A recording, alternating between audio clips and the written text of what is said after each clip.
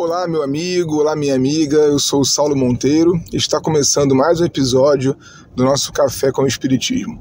Eu quero saber, como sempre desejo, como você está hoje, hein? Sinceramente, tomara que tudo bem por aí esteja, mas se não for o caso, se eventualmente não estiver sendo possível estar bem, vai com calma, viu? Não fique mal por não estar bem, a vida é feita de ciclos e de vez em quando a gente precisa realmente entender que é um vai e vem. Leon Denis diria que a vida é como a onda, as marés vão e vêm, às vezes altas, às vezes baixas, se revezando nas praias da vida. Eu teria encerrado na semana passada os nossos estudos em torno da revelação espírita, com a pergunta que fizemos: que revelação é o Espiritismo? No entanto, resolvi estender um pouquinho mais essa reflexão, tendo em vista algumas perguntas que nos chegaram, principalmente através de comentários de ouvintes que lá no YouTube do Inspiração Espírita têm trazido as suas reflexões acerca dessa proposição que nós temos feito aqui, nessa coluna Espiritismo e Contemporaneidade, Espiritismo e Questões Contemporâneas. Uma pergunta importante que surgiu por lá foi: se o Espiritismo não é uma revelação propriamente dita, ele então evolui? Eu queria usar a nossa base bibliográfica até aqui registrada para responder essa pergunta hoje, adiando assim o próximo tema que nós estaríamos começando por aqui agora. Com certeza o Espiritismo evolui. Allan Kardec, no primeiro capítulo de A Gênese, Os Milagres e as Predições segundo o Espiritismo, Caracteres da Revelação, que é o texto que serviu de base para esse nosso pensamento e essa nossa opinião por aqui, ele deixa muito claro que o Espiritismo precisa acompanhar a ciência e precisa também avançar a partir dos temas que ele, Espiritismo, entenda que possa colaborar. É bem verdade que muitas coisas não são objeto do Espiritismo. O Espiritismo não precisa resolver tudo. O Espiritismo não é uma espécie de resposta pronta para todo e qualquer problema humano. Mas, por outro lado, como uma teoria da realidade, o Espiritismo deseja, sim, acompanhar o seu tempo. O tempo em que o Espiritismo surge não é mais o tempo em que nós estamos vivendo ele. Então, o Espiritismo de ontem, ele sim, com certeza, não é o mesmo que o Espiritismo de hoje.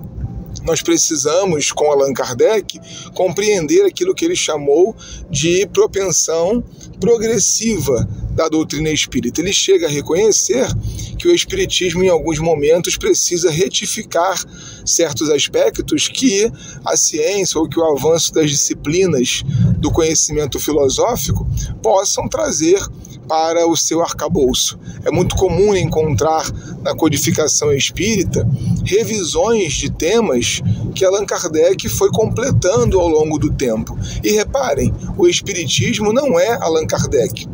Allan Kardec não é o Espiritismo.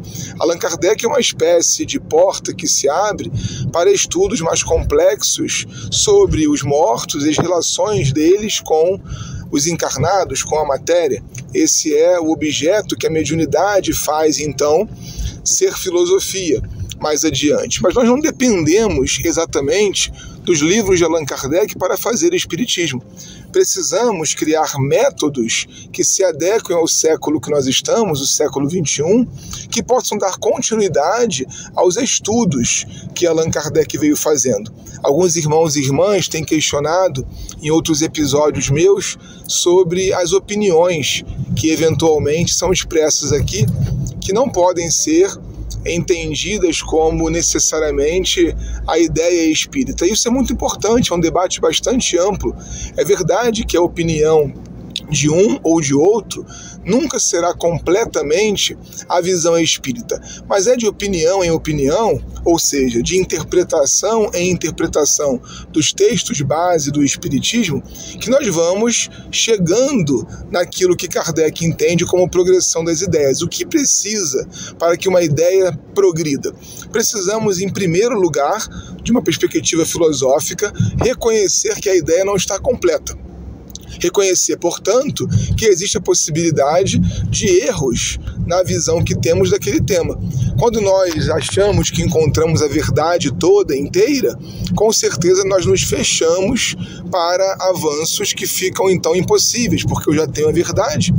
Quando, ao contrário, eu reconheço que aquilo que eu entendi pode mudar, que aquilo que eu entendi pode avançar para um outro aspecto, ou pode se desdobrar daquele mesmo aspecto, então eu estou com o espírito científico de quem espera o avanço da ideia, de quem conta com o tempo, com a ciência, com a filosofia, para a testagem daquela ideia. O espiritismo não só evolui, como precisa evoluir.